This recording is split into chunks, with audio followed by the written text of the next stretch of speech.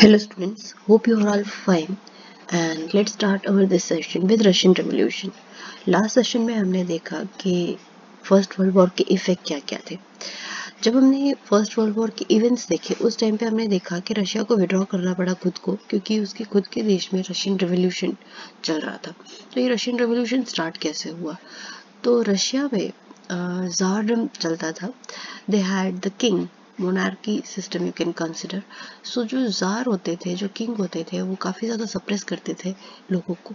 वहाँ पे लोगों के पास कोई भी राइट नहीं था। ये जो पोजीशन मिलती थी जार्स को, वो अपना पावर जो है डिक्टेटरशिप की तरह एंजॉय करते थे।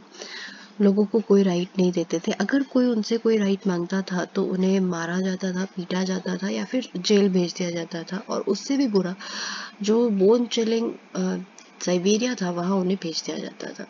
ये जो जारडम का ऑपरेशन है या फिर जो हैवानियत है, उससे उसकी वजह से लोग गरीब होते जा रहे थे, बहुत दुखी थे और बहुत ज़्यादा सफ़र कर रहे थे। The Russian farmers, labourers and peasants, they did not get enough income and they worked very hard because they had to pay everything in tax, so they became very poor. यही सब बातों को ध्यान में रखते हुए 1905 में फादर गैपिन ने एक लार्ज रैली निकाली जार के रेसिडेंस के पास, विंटर पैलेस जिसे कहा जाता है। ये जो लोग थे उनके पास कोई हथियार नहीं थे, दे वर अनआर्म्ड। कुछ लोगों के हाथ में प्लाई कार्ड्स जिसे कहा जाता है, they had the pictures and there was a caption written on it that long live the little white lord of Russia. The Tsar's army, without looking any further, opened fire on all of them, and because of which thousands of innocent people died at that time. As it was January, as the whole palace was covered with snow, so this Tsar's palace turned red with blood, and that's why this event, that is 22nd January 1905, is known as Bloody Sunday in history. At the same time, a large number of Russian got provoked.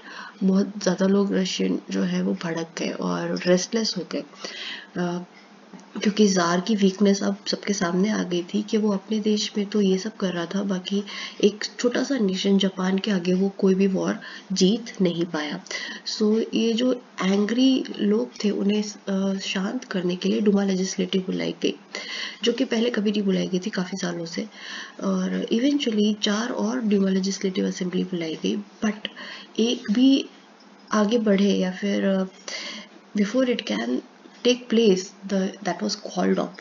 So that solution also did not work. On 8th March 1917, at the same time when the World War was taking place, some oppressed workers, they called off a strike.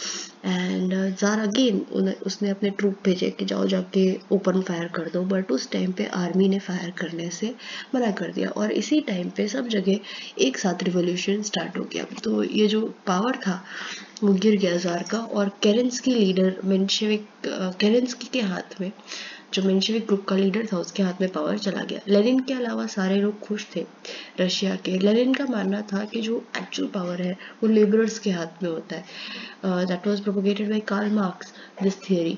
While Menshevik जो believe करते थे कि middle class जो है उसका actual power होता है, और इसी वजह से रिवॉल्यूशन स्टार्ट हुआ।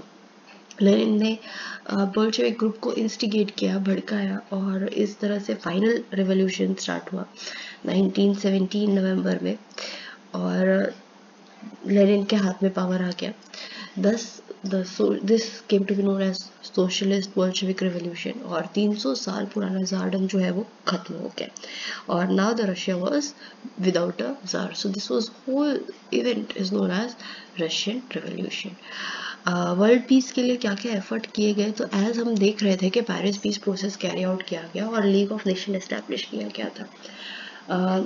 एज ये वॉर में बहुत ज़्यादा खर्चा हुआ था, बहुत सारे लोग मारे गए थे, तो ये बहुत ज़्यादा ज़रूरी हो गया था कि एक इंटरनेशनल ऑर्गेनाइजेशन बनाया जाए जिसके मुताबिक आगे चल के कोई ऐसा वॉर ना हो। अमेरिकन प्रेसिडेंट वुडरो विल्सन ने काफ़ी ज़्यादा मेहनत की थी इसमें, और उन्होंने 14 पॉइंट्स सजेस्ट किए थे। Although America was not a part of it. इस लीग ऑफ नेशन के एम क्या थे? तो पहला एम तो यही था कि इंटरनेशनल पीस और सिक्योरिटी को मेंटेन किया जाए।